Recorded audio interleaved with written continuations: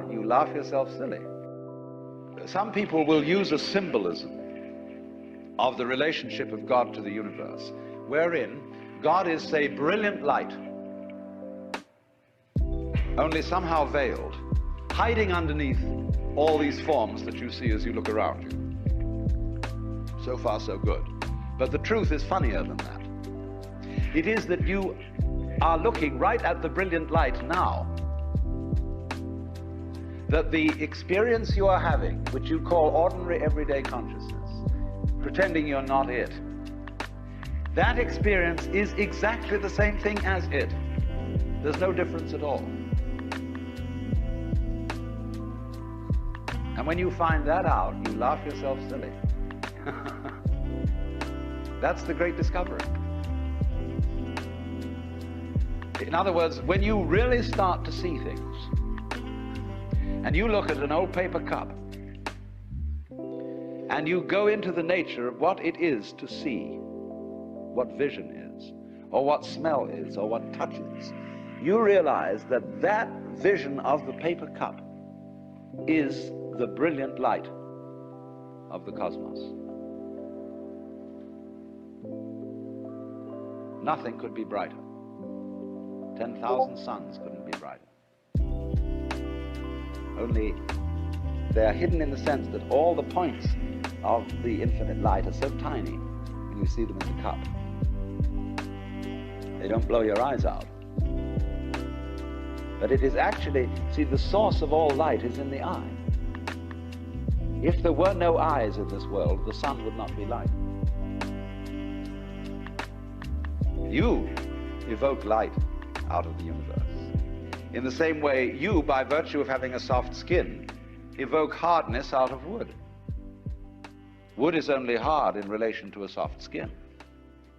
It's your eardrum that evokes noise out of the air. You, by being this organism, call into being the whole universe of light and color and hardness and heaviness and everything, you see? But in the mythology that we've sold ourselves on during the end of the 19th century, when people discovered how big the universe was, and that we live on a little planet in a solar system on the edge of a galaxy, which is a minor galaxy, everybody thought, we're really unimportant after all. God isn't there and doesn't love us, and nature doesn't give a damn. And we put ourselves down, see? But actually, it's this little funny microbe, tiny thing, crawling on this little planet, that's way out somewhere, who has the ingenuity, by nature of this magnificent organic structure, to evoke the whole universe out of what would otherwise be mere quanta.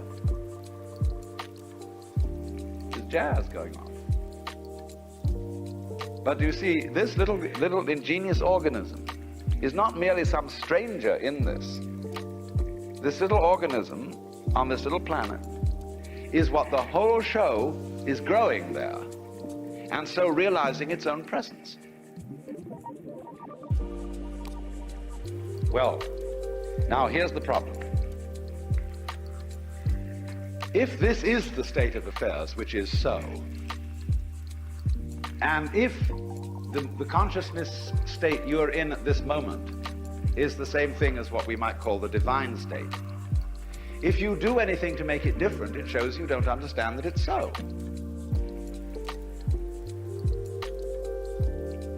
So the moment you start practicing yoga, or praying, or meditating, or indulging in some sort of spiritual cultivation, you are getting in your own way. The Buddha said, we suffer because we desire. If you can give up desire, you won't suffer. But he didn't say that as the last word. He said that as the opening step of a dialogue. Because if you say that to someone, they're going to come back after a while and say, yes, but I'm now desiring not to desire. And so the Buddha will answer, well, at last you're beginning to understand the point.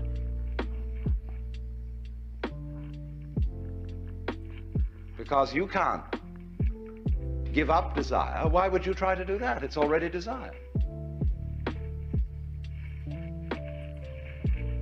So in the same way, you say, you ought to be unselfish, or to give up your ego. Let go, relax. Why do you want to do that? Just because it's another way of beating the game, isn't it? The moment you see you hypothesize that you are different from the universe, you want to get one up on it. But if you try to get one up on the universe, and you're in competition with it, it means you don't understand you are it. You think there's a real difference between self and other. But self, what you call yourself and what you call other, are mutually necessary to each other, like back and front. They're really one. But just as a magnet polarizes itself in north and south, but it's all one magnet, so experience polarizes itself as self and other, but it's all one. So if you try to make the North Pole get the mastery of it, or the South Pole get the mastery of the North Pole, you show you don't know what's going on. A guru or teacher who wants to get this across to somebody because he knows it himself, and when you know it, you know, you like others to see it too. So what he does is he gets you into being ridiculous harder and more assiduously than usual. In other words, if you are in a contest with the universe, he's going to stir up that contest until it becomes ridiculous. And so he sets you such tasks as saying, now of course, in order to be a true person, you must give up yourself. Be unselfish. So the Lord steps down out of heaven and says, the first and great commandment is, thou shalt love the Lord thy God. You must love me. Well, that's a double bind. You can't love on purpose. You can't be sincere purposely. It's like trying not to think of a green elephant while taking medicine.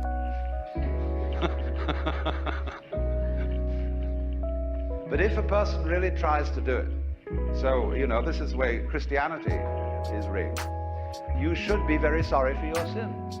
And though everybody knows they're not, but they think they ought to be, and so they go around trying to be penitent or trying to be humble. And they know the more assiduously they practice it, the phonier and phonier the whole thing gets. And so in this way, it's what it's called the technique of reductio ad absurdum. If you think you have a problem, you see, and that you're an ego and that you're in difficulty, the answer that the Zen master makes to you is, show me your ego. I want to see this thing that has a problem. When Bodhidharma, the legendary founder of Zen, came to China, a disciple came to him and said, I have no peace of mind. Please pacify my mind. And Bodhidharma said, bring out your mind here before me and I'll pacify it. Well, he said, when I look for it, I can't find it. So Bodhidharma said, there, it's pacified. See, because when you look for your own mind, that is to say your own particularized center of being, which is separate from everything else, you won't be able to find it. But the only way you'll know it isn't there is if you look for it hard enough to find out that it isn't there. And so everybody says, all right, know yourself, look within, find out who you are. Because the harder you look, you won't be able to find it. And then you'll realize that it isn't there at all. There isn't a separate you. Your mind is what there is. Everything.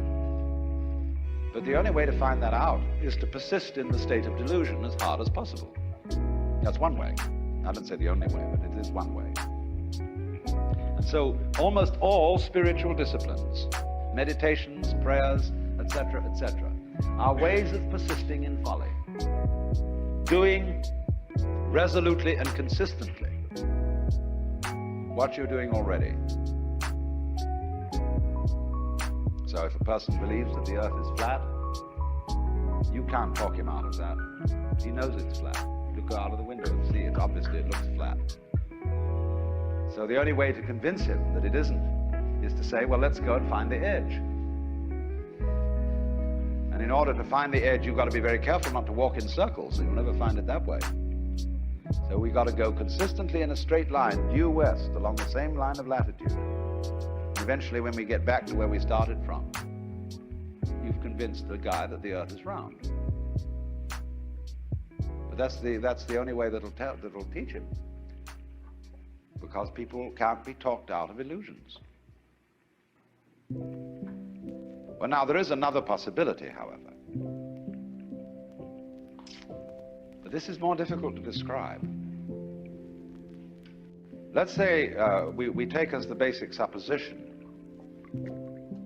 which is the thing that one sees in the experience of Satori or awakening or whatever you want to call it, that this now moment in which I'm talking and you're listening is eternity. That although we have somehow conned ourselves into the notion that this moment is rather ordinary and that we may not feel very well and that we're sort of vaguely frustrated and worried and so on, and that it ought to be changed. This is it. So you don't need to do anything at all. But the difficulty about explaining that is that you mustn't try not to do anything, because that's doing something. And how to explain that? Because there's nothing to explain. It is the way it is now, you see. And if you understand that, it will automatically wake you up. That's why Zen teachers use shock treatment to sometimes why they hit people or shout at them or create a sudden surprise. Because it is that jolt that suddenly brings you here. See, there's no road to here because you're already there. And if you ask me, how am I going to get here? It'll be like the famous story of the American tourist in England who asked some yokel the way to Upper Tuddenham, a little village. And the yokel scratched his head and he said, "Well, sir, I do know where it is, but if I were you, I wouldn't start from here."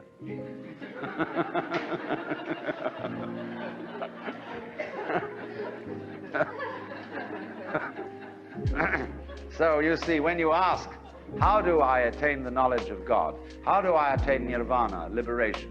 All I can say is it's the wrong question. Why do you want to attain it? Because the very fact that you're wanting to attain it is the only thing that prevents you from getting there. You already have it. But of course, it's up to you. It's your privilege to pretend that you don't. That's your game. That's your life game. That's what makes you think you're an ego. And when you want to wake up, you will. Just like that. If you're not awake, it shows you don't want to. You're still playing the hide part of the game. You're still, as it were, the self, pretending it's not the self. And that's what you want to do.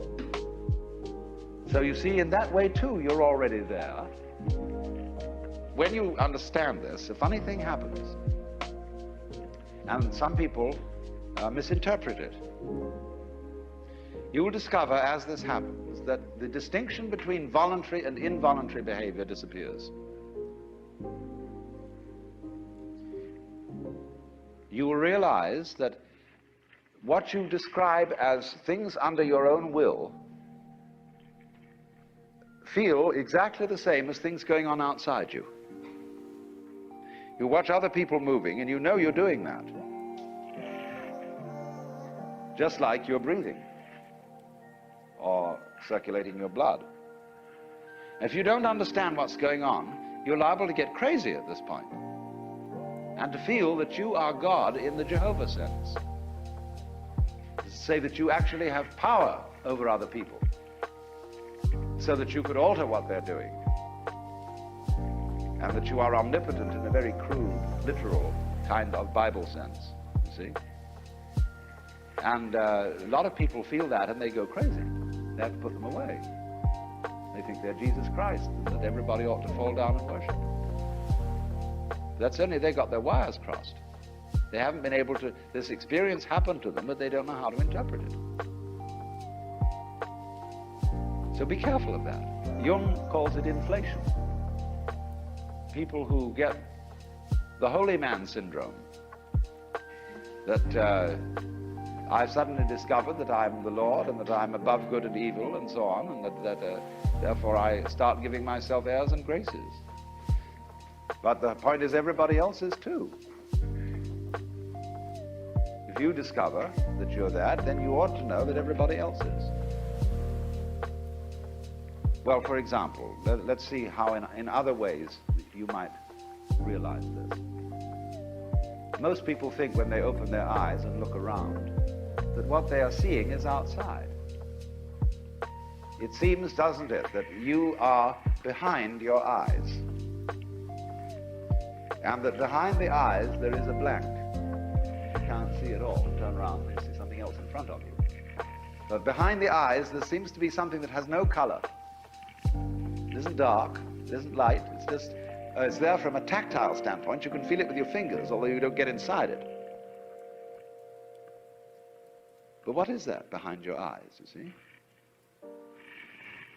Well, actually, when you look out there and see all these people and things sitting around, that's how it feels inside your head. The color of this room is back here in the nervous system, where the optical nerves are at the back of the head. It's in there. It's what you're experiencing. What you see out here is a neurological experience. Now, if that hits you, and you feel sensuously that that's so, you may think that then therefore, the external world is all inside my skull. But you've got to correct that with the thought that your skull is also in the external world. So you suddenly begin to feel, well, wow, what a kind of a situation is this? It's inside me, and I'm inside it, and it's inside me, and I'm inside it. But that's the way it is. This is what you could call transaction, rather than interaction, between the individual and the world. Just like, for example, in buying and selling, there cannot be an act of buying unless there's simultaneously an act of selling, and vice versa. So the relationship between the organism and the environment is transactional. The environment grows the organism, and in turn the organism creates the environment. The organism turns the sun into light, but it requires there to be an environment containing a sun for there to be an organism at all. And the answer to it is simply, they're all one process. And it isn't that organisms by chance came into this world. Put it rather that this world is the sort of environment which grows organisms. It was that way from the beginning. Just in the same way, the organisms may, in time, have arrived in the scene or out of the scene later than the beginning of the scene. But from the moment it went bang in the beginning, if that's the way it started, organisms like us sitting here, were involved in it. You see, look here, let's take the propagation of an electric current. I can have an electric current running through a wire that goes all the way around the Earth. And here we have our power source, and here we have a switch. All right. Here's the positive pole, here's the negative pole. Now, before that switch closes, the current doesn't exactly behave like water in a pipe. There isn't current here waiting to jump the gap as soon as the switch is closed. The current doesn't even start until the switch is closed from the positive pole. It never starts unless the point of arrival is there. Now, it'll take an interval for that current to get going and circuit if it's going all the way around the Earth. It's a long run. But the finishing point has to be closed before it will even start from the beginning. In a similar way, although in the development of any physical system, there may be billions of years between the creation of the most primitive form of energy and then the arrival of intelligent life. That in billions of years is just the same thing as the trip of the current around the wire. It takes a little time. But it's already implied. It takes time for an acorn to turn into an oak. But the oak is already implied in the acorn. So in any lump of rock floating about in space, there is implicit human intelligence. Sometime, somehow, somewhere. They all go together. So don't differentiate yourself and stand up against this and say, I am a living organism in a world made of a lot of dead junk, rocks and stuff. It all goes together. Those rocks are just as much you as your fingernails. You need rocks. What are you going to stand on? What I think, awakening really involves is a re-examination of our common sense. We've got all sorts of ideas built into us which seem unquestioned, obvious, and our speech reflects them. Commonest phrases. Face the facts, as if they were outside you. As if life was something you simply encountered as a foreigner. Face the facts.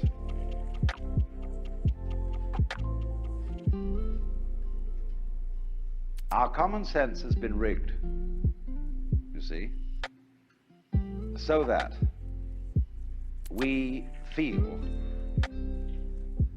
strangers and aliens in this world. And this is terribly plausible, simply because it's what we're used to. That's the only reason.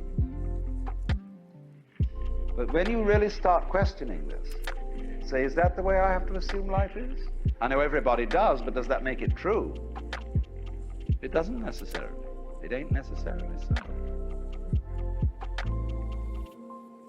And so then as you question this basic assumption that underlies our culture, you find you get a new kind of common sense. It becomes absolutely obvious to you that you are continuous with the universe. For example, people used to believe that the people who lived in the Antipodes would fall off. And that was scary. But then when somebody sailed around the world, and we all got used to it, and now we travel around in jet planes and everything, we have no problem about feeling that the Earth is globular. None whatever. We got used to it. So in the same way, Einstein's relativity theories, the curvature of the propagation of light, that began to bother people when Einstein started talking like that. But now we're all used to it. Well, in a few years, it will be a matter of common sense to very many people that they're one with the universe. It'll be so simple. And then maybe, if that happens, we shall be in a position to handle our technology with more sense. With love instead of with hate for our environment.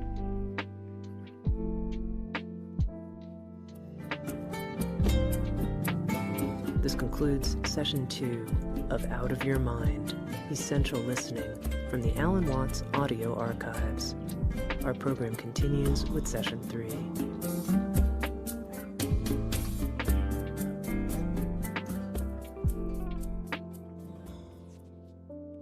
We are playing a game, and the game runs like this.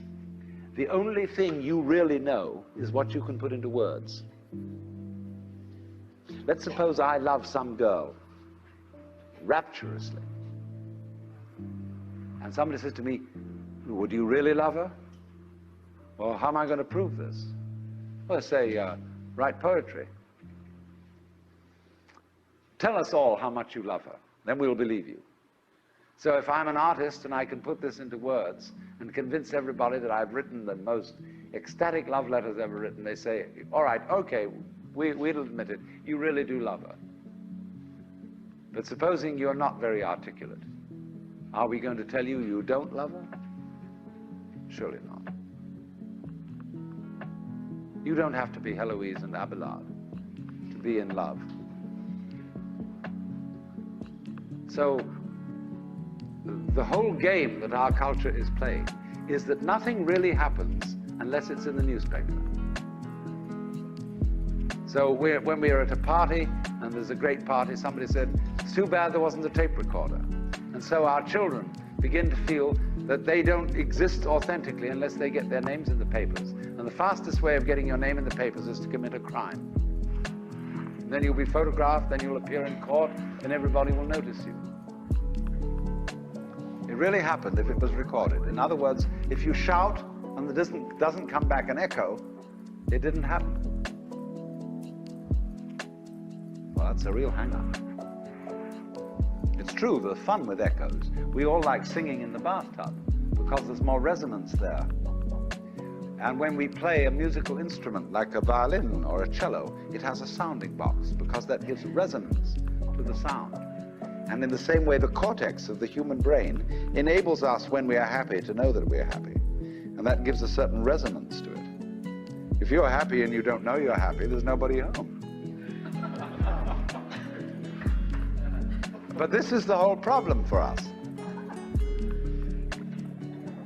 Several thousand years ago, human beings evolved the system of self-consciousness. And they knew. There was a young man who said, though, it seems that I know that I know. What I would like to see is the I that knows me when I know that I know that I know. You see? And this is the human problem.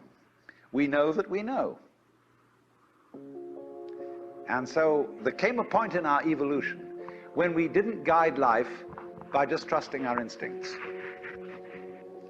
and had to think about it, and had to purposely arrange and discipline and push our lives around in accordance with foresight and words and systems of symbols, accountancy, calculation, and so on.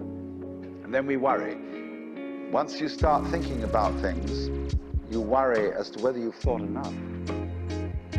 Did you really take all the details into consideration? Was every fact properly reviewed? And by Jove, the more you think about it, the more you realize that you really couldn't take everything into consideration, because all the variables in any human decision are incalculable. So you get anxiety. And this, though, also, this is the price you pay for knowing that you know, for being able to think about thinking, feel about feeling. And so you're in this funny position. Now then, you see that this is simultaneously an advantage and a terrible disadvantage. What has happened here is that by having a certain kind of consciousness, a certain kind of reflexive consciousness, being aware of being aware, being able to represent what goes on fundamentally in terms of a system of symbols, such as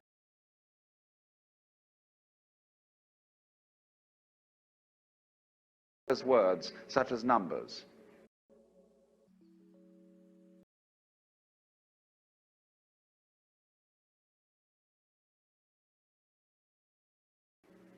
You put, as it were, two lives together at once, one representing the other. The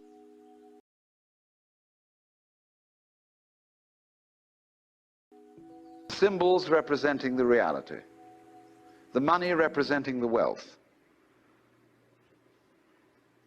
And if you don't realize that the symbol is really secondary, it doesn't have the same value. You know, people go to the supermarket.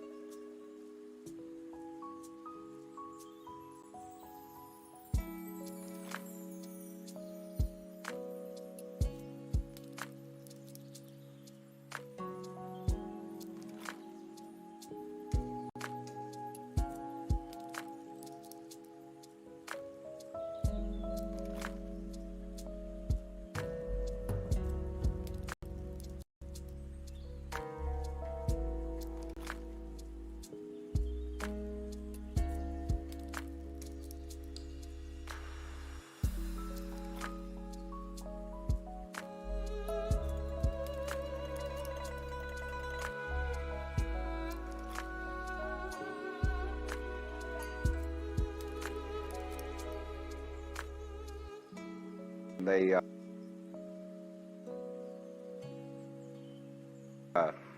get a whole cartload of goodies and they drive it through, and then the clerk fixes up the counter and this long tape comes out, and you say, $30, please.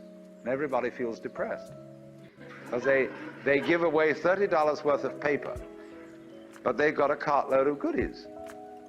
And they don't think about that. They think they just lost $30. But you've got the real wealth in the cart. All you parted with was the paper. Because the paper in our system becomes more valuable than the wealth. It represents power, potentiality, whereas the wealth, you think, oh, well, that's just necessary. You've got to eat. I mean, that's to be really mixed up. So then, if you awaken from this illusion, and you understand that black implies white, self implies other, life implies death, or shall I say, death implies life,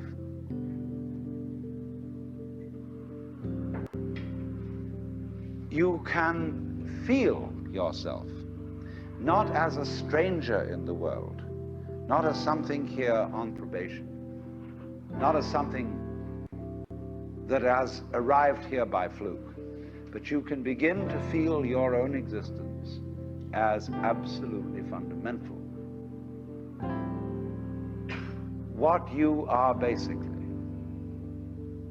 deep, deep down, far, far in, is simply the fabric and structure of existence itself. So, say in Hindu mythology, they say that the world is the drama of God. God is not something in Hindu mythology with a white beard that sits on the throne and that has royal prerogatives. God in Indian mythology is the self, Satchidananda, which means Sat, that which is, Chit, that which is consciousness, that which is Ananda is bliss. And in other words,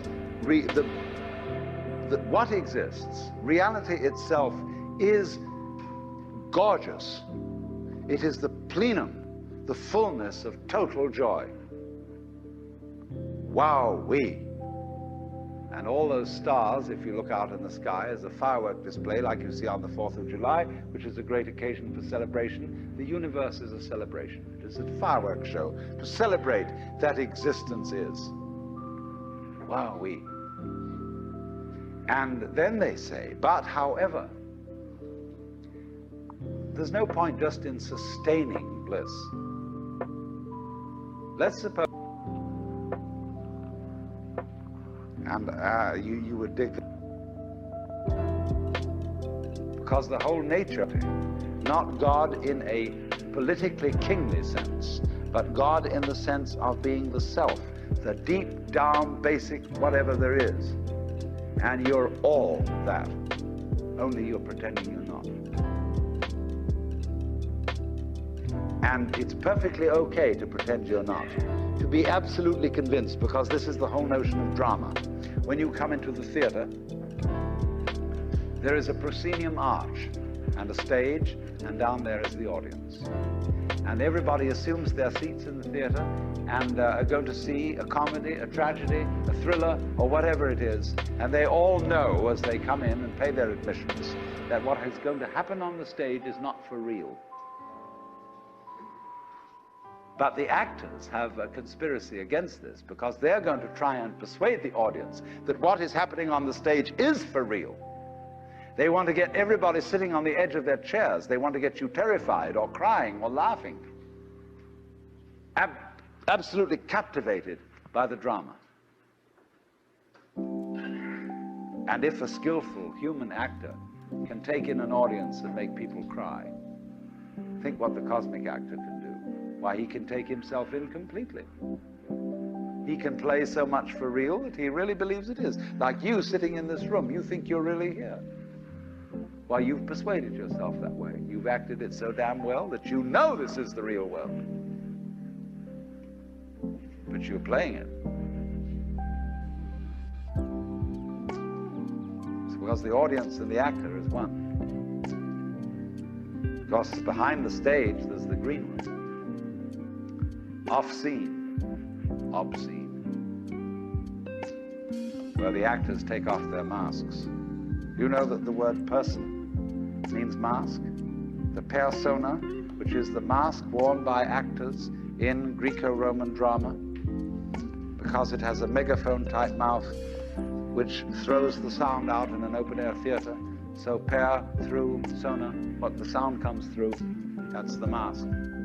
How to be a real person, how to be a genuine fake. A mask. So the dramatis personae at the beginning of a play is the list of masks that the actors will wear.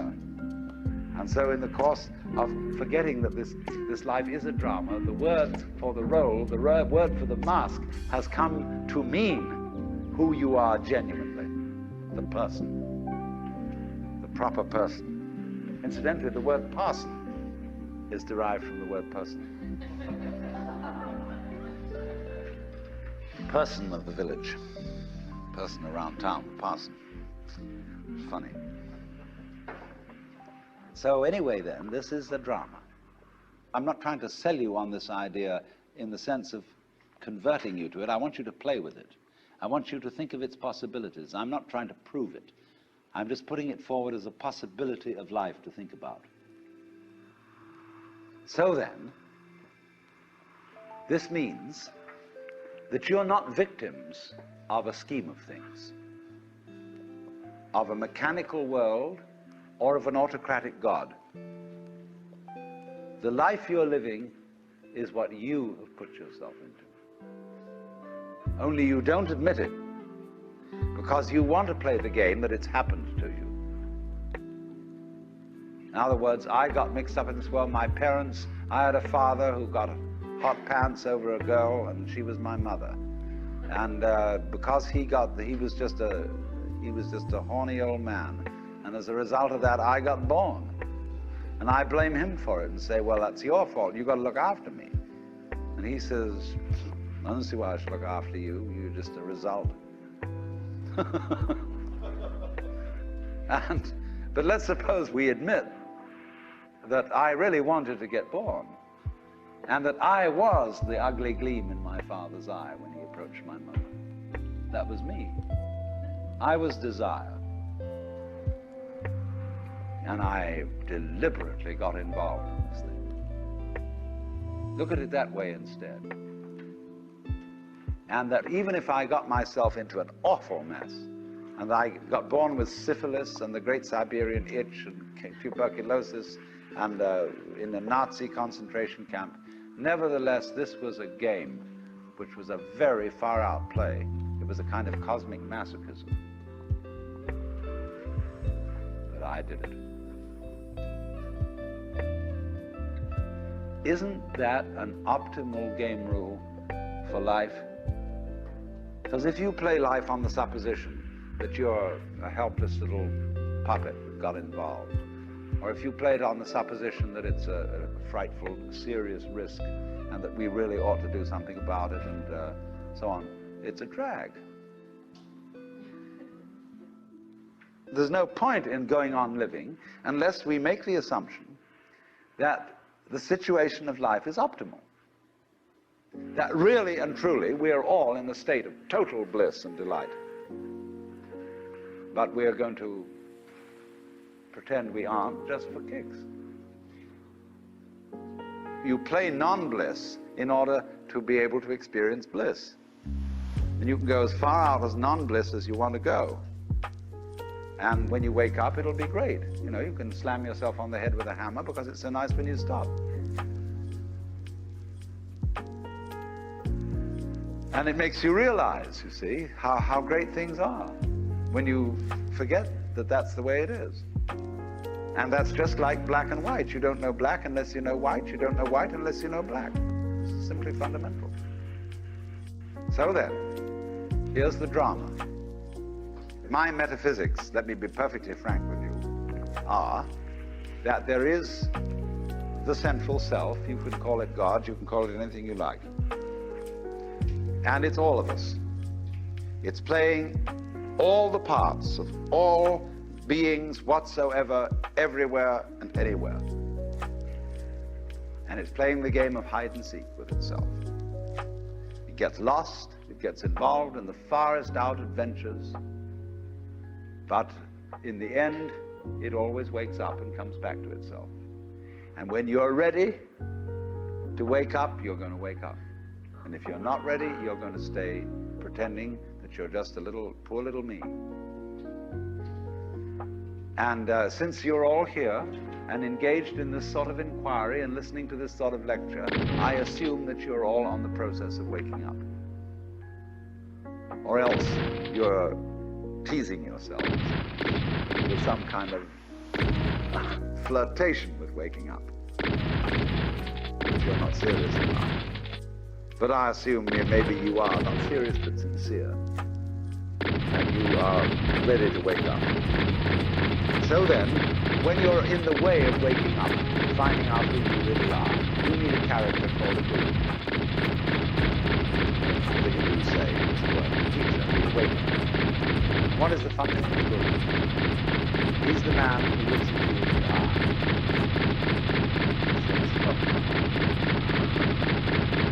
I know. You know, you come to the guru and say, "Sir, I have a problem. I'm unhappy and I want to get one up on the universe, or I want to become enlightened. I want spiritual wisdom."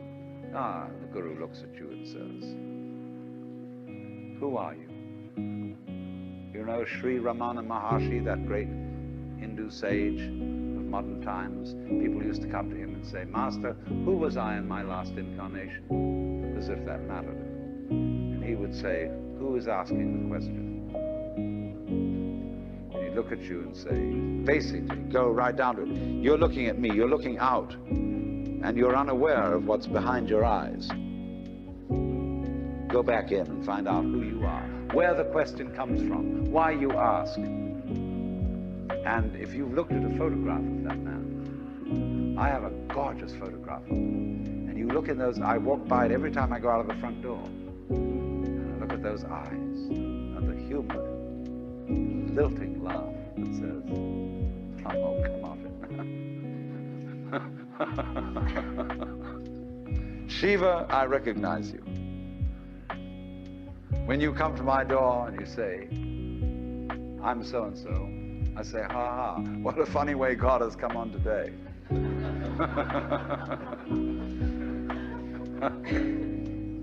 There are all sorts of tricks, of course, that gurus play. They say, "Well, we're going to put you through the mill." And the reason they do that is simply that you won't wake up until you feel you've paid a price for it. In other words, the sense of guilt that one has, or the sense of anxiety, is simply the way one experiences keeping the game of disguise going on. Do you see that? Supposing you say, "I feel guilty." Christianity makes you feel guilty for existing. That somehow, the very fact that you exist is an affront. You are a fallen human being. I remember as a child when we went to the services of the church on Good Friday, they gave us each a colored postcard with Jesus crucified on it. And it said underneath, "This have I done for thee, what doest thou for me?" You know, you felt awful. You nailed that man to the cross. Because you eat steak, you have crucified Christ. Because you killed the bull, after all, you depend on it. Mithra, it's the same mystery. And what are you going to do about that? "This have I done for thee, what doest thou for me?" You feel awful that you just exist at all.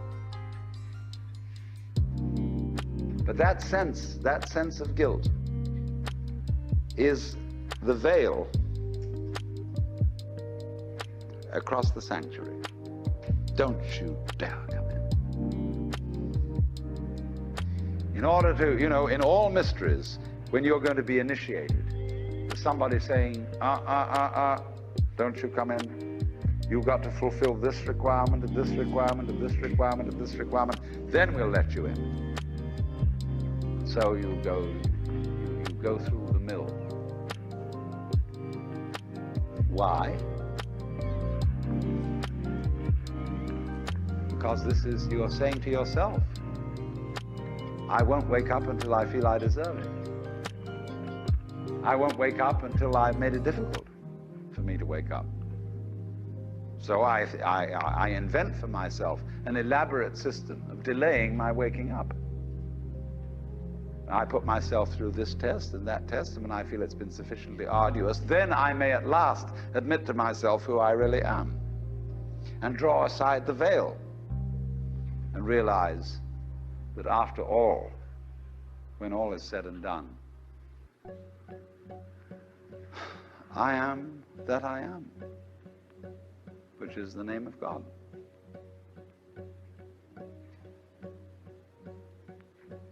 And when it comes to it, that's really rather funny. They say in Zen, when you attain Satori, nothing is left to you at that moment but to have a good laugh. But naturally, all masters, Zen masters, yoga masters, every kind of master, puts up a barrier and says to you,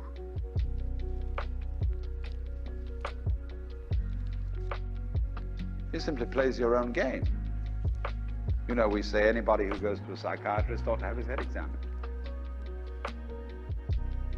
Because you, when you go to a psychiatrist, you define yourself as somebody who ought to have his head examined. Same way, the Zen masters say anybody who studies Zen or comes to a Zen master ought to be given 30 blows with a stick. Because he was stupid enough to pose the question that he had a problem. But you're the problem. You put yourself in this situation. So it's a question fundamentally. Do you define yourself as a victim of the world or as the world? You can define yourself.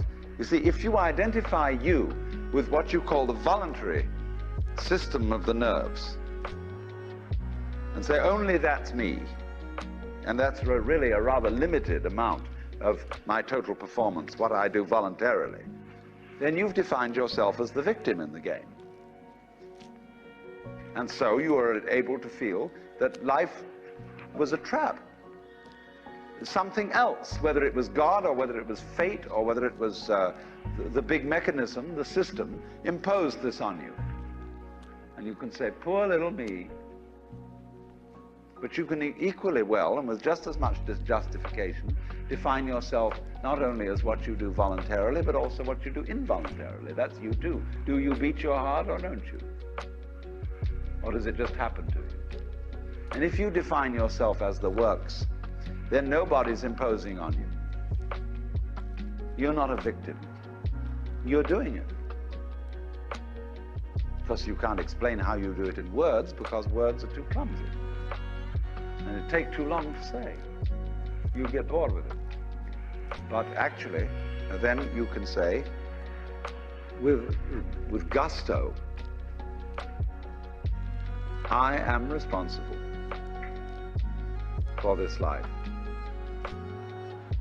Whether comedy or tragedy, I did it.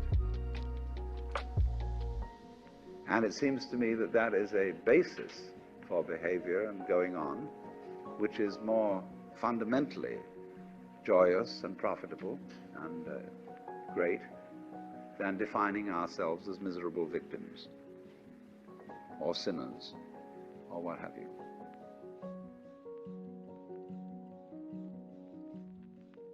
It has been well said that Buddhism is Hinduism stripped for export. You see, Hinduism is a way of life that goes far, far beyond what we in the West call religion. It involves cookery, everyday family life, house building, just everything. It's the whole Hindu way of life. And so you can't export it, just as you can't export Shinto from Japan. It belongs to the soil and the culture. But there are essential elements in it that can be transmitted outside the culture of India. And Buddhism was one of the ways of doing just that. So one might say simply this, to try and sum up what Buddhism is about. The word Buddha is derived from the root Bud in Sanskrit, B-U-D-H, which means to be awake. So the Buddha is the awakened man, the man who woke up. What does he wake up from? Obviously a dream. And what kind of a dream is this? Well, I would call it a state of hypnosis. And this state of hypnosis, although I'm using hypnosis in a rather archaic sense of the word, is a state of being entranced, spellbound, fascinated, and this is called in Sanskrit avidya, A-V-I-D-Y-A. Vidya is knowledge in Sanskrit, and it is the root from which we get videre in Latin, to see, and so vision in English. So putting the A in front of it means non. Avidya, not seeing. Ignorance, ignorance, where you see but you ignore everything that you're not looking at. When you put the beak of a chicken on a white chalk line, and the chicken is fascinated with that and can't get away from the chalk line, that's avidya. So in the same way, our beaks were put on a chalk line when we were hypnotized into the notion of attending to life by conscious attention alone, by the spotlight to the exclusion of the floodlight. And so we began to imagine that we were separate individuals. What is called in Buddhism Sakhaya Drishti, the view of separateness. And a Buddha is one who has overcome that. He is awakened from that illusion, from that state of hypnosis, and he knows that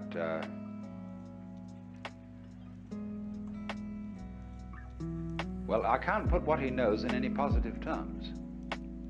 This is the special thing about Buddhism. Everything in Buddhism sounds negative. Let's put it this way. Let's suppose you engage yourself in a relationship with the Buddha, or with one, I mean, there are hundreds of Buddhas. One we call Gautama is just the historical Buddha that everybody knows about. But one Buddha leads to another, because as a result of his relationships with people, he turns them into Buddhas too, awakened people. Now you meet one of these people, and he's going to give you a rough time. But one of the Buddhas running around these days is Krishnamurti. And Krishnamurti absolutely destroys everybody's religion. Why do you believe this? Why are you hanging on to that? Why do you want to insist that this idea is so? See? And he shows you that all your fixed formulations, all the ideas to which you cling, are spurious. And then you suddenly get into a kind of vertigo, dizziness, that you feel suddenly that you're no longer standing on the firm ground, but that the universe has suddenly turned into water, or worse, air, or worse still, empty space. There's nothing to hold on to. Now you see, often when one discusses religion with people, they say, well, I need a religion because I need something to hold on to. Well, that's the way not to use a religion. Because if you use religion as something to hold on to, Your religion is an expression of unfaith.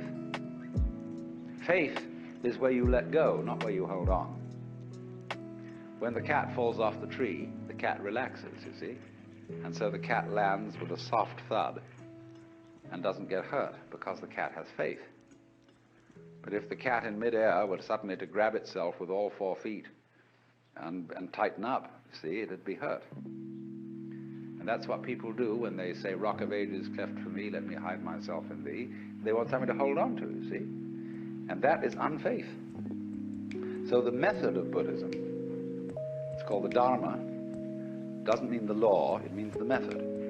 The method is to knock the stuffing out of you, to take away everything to which you cling, to cleanse you completely of all beliefs, all ideas, all concepts of what life is about, so that you are completely let go.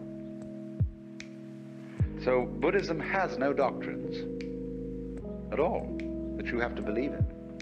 I don't care what background you come from, whether you're a Roman Catholic or at one extreme or a logical positivist at the other. Both are clinging to something, you see? And so the method of Buddhism is to knock out the underpinnings. Say, well, not only do we not believe in anything, we don't even believe in not believing in it. You know, you crawl into a hole and pull the hole in out. But in this case, you do the exact opposite of that. That's a defensive move, to crawl into a hole. In this way, you crawl into great space and then pull the space out. And go through is pretty rough, because you can do it on what seems at first to be a merely intellectual level. So you can engage a group of people in a discussion, and you can start, whenever they propose an idea that is their sort of guiding principle of life, you demolish it, show that it doesn't hold water. And step by step you unearth, by talking with them, what are the fundamental ideas they're operating on. Everybody is. Everybody is a philosopher. Everybody has metaphysics, although they may not know what it is, because they've never examined it. But by this method you bring it out, you demolish it. And this suddenly is what seemed like a very nice intellectual discussion people get really anxious and develop all the troubles in the sense of and so they finally say to the guru, the teacher, well, for heaven's sakes, what do you believe in? Still not the person. Let me say it. Well, how do you navigate? How do you think? This is what the problem is. Because you see, what we're moving from, as I suggested a moment ago, we're moving from a state of affairs where we're accustomed to navigation on land, to state of affairs where we're important. This is very critical because the impact on science, on Western culture, is very significant. In Christianity, we sing hymns like, how firm a foundation, the rock of ages, ein feste Burg, a mighty fortress is our God. We've something to stand on. The church's one foundation is Jesus Christ, her Lord. You know, this firm thing. All right, suddenly all that disappears or becomes implausible. And we find ourselves swimming or sinking. Now, when you find that you're living in the midst of the universe of relativity, well, there's nothing you can hold on to. You've got to learn how to swim. And to swim, you've got to relax. Stop grabbing. So this is what Buddhism does.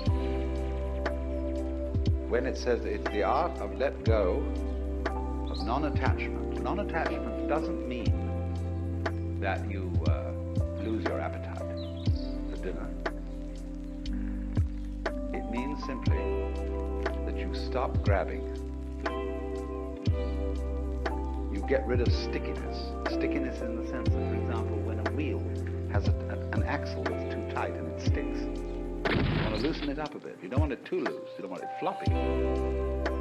Like a lot of people, when you tell them to relax, they become like a limp rag. It's not relaxing. relaxing, happy still.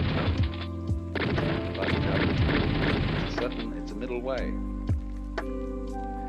So this is entirely what Buddhism is about. It's about learning, for example, if I may put it in a vivid way, when you were born, you were kicked off a precipice. And there's nothing that can stop you falling. And although there are a lot of rocks falling with you, with trees growing on them and all sorts of things like that, you can cling to one of those rocks, if you like, as it goes down with you for safety. But it's not safe. Nothing is safe. Everything is falling apart. Everything is in a state of change. And there's no way of stopping it. And when you are really resigned to that, when you really accept that, then there's nothing left to be afraid of. And when there's nothing left to be afraid of, and you've given everything up, and you know that even, a lot of people in religion cling to suffering because they know they are right as long as they hurt. Oh, I bless the good Lord for my boils, for my mental and bodily pains. For without them my faith all congeals, and I'm doomed to hell's ne'er-ending flames. There are a lot of people who know that they're right so long as they suffer. But that's an illusion too. Even suffering offers no security. Even suicide offers no security in Buddhism, you see. There is no security at all. You simply have to face this fact that everything is in flux and go with it. And so the question then is simply how to convince people of this, if anybody wants to be convinced. It's not the sort of thing you shove down people's throats. You don't convert them to this. Because if they don't want to be converted, they won't let go. So Buddhism therefore involves a very special relationship between the questioner and the person to whom the question is addressed, the pupil and the teacher.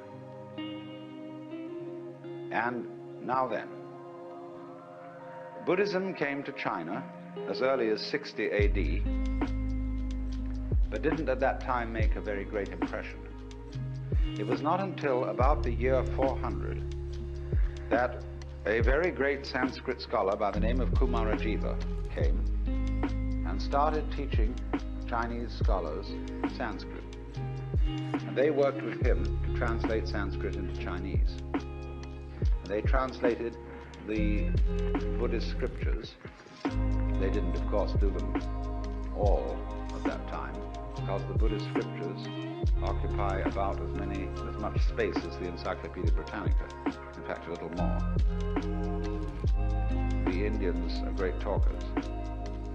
Well, anyway, they found that when they translate this into Chinese, you had to find equivalent Chinese words for the Sanskrit ideas, and they found these from the Taoist philosophy.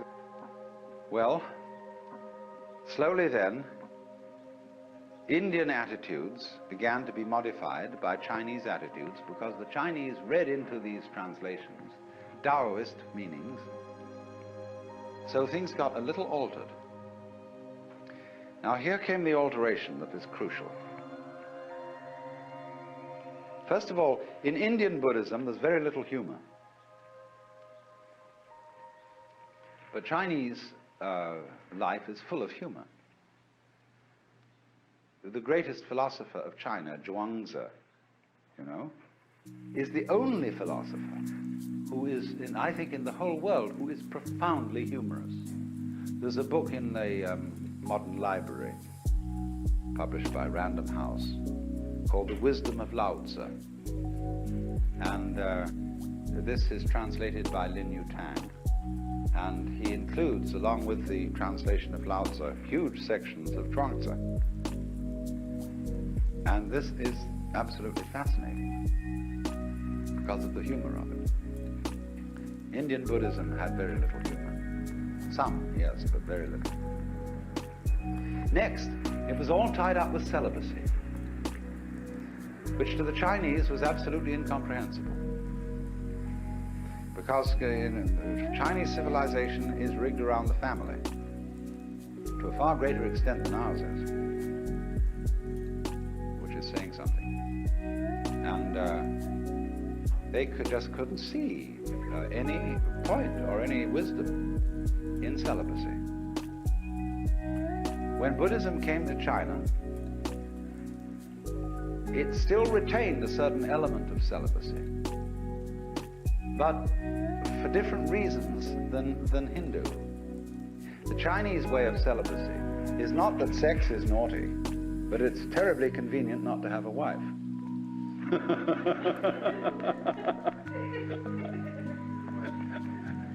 In other words, the ideal of the uninvolved life has a certain appeal.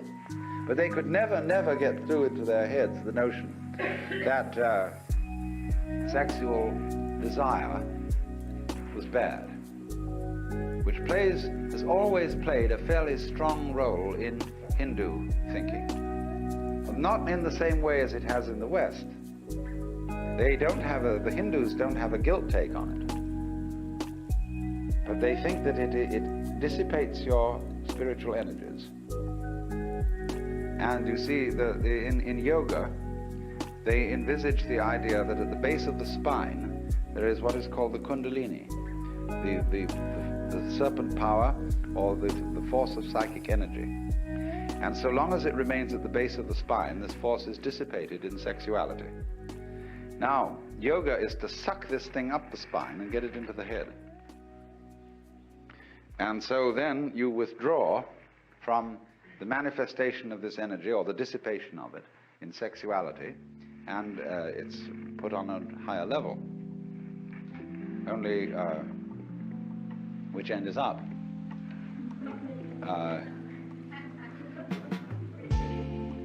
You can do it the other way too. They have what's called the right-hand way of doing it and the left-hand way of doing it. I'm not going to go into that now.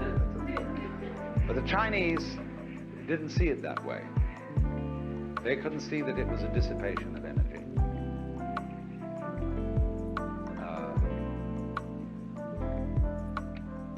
So what they wanted to aim at was a way of living Buddhism and being awake, but at the same time remaining active in the ordinary life of the world. It's what's called, in their phraseology, being king on the outside and a sage on the inside. Managing practical affairs, completely involved in whatever life is, but at the same time inwardly living on top of the mountain, being cloud-hidden, whereabouts unknown.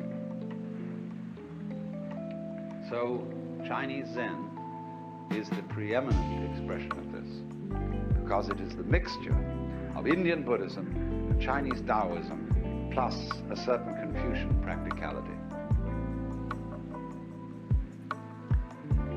Zen developed out of the work of Kumarajiva. Came into China, as I said, 400 or a little before. He had two disciples who began to work on Buddhism from a Taoist point of view.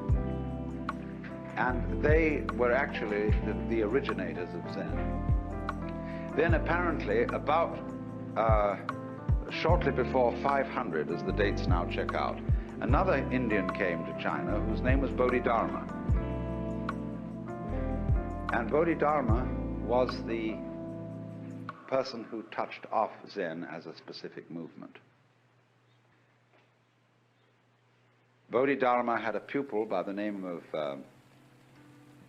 Eka, Huike in Chinese. Eka is Japanese pronunciation, like Zen is the Japanese pronunciation of the Chinese Chan. And the story is that when Eka came to Bodhidharma, Bodhidharma refused to accept him as a student. All Zen masters do this. They reject you. And this stimulates you, you see, to come back stronger. If you're going to learn at all. And Eka came back stronger and stronger and stronger, and Bodhidharma resisted him stronger and stronger. And finally, he cut off his left arm and presented it to Bodhidharma. He said, look, here's my left arm, given to you as a token nothing in the world matters to me except to find out what you're all about. All right, he said, what do you want to know? Akar said, I have no peace of mind. Please pacify my mind. In Chinese, mind is this word pronounced shin, and shin is here. Shin is the heart mind, it's the psychic center.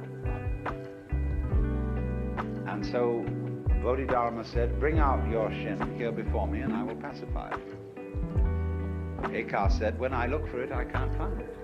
Bodhidharma said, then it's pacified.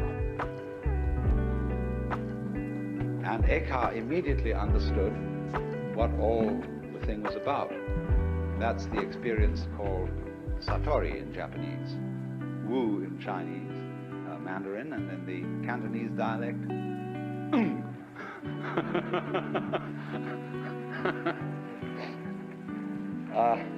It's just what we call in our modern psychological jargon the aha phenomenon.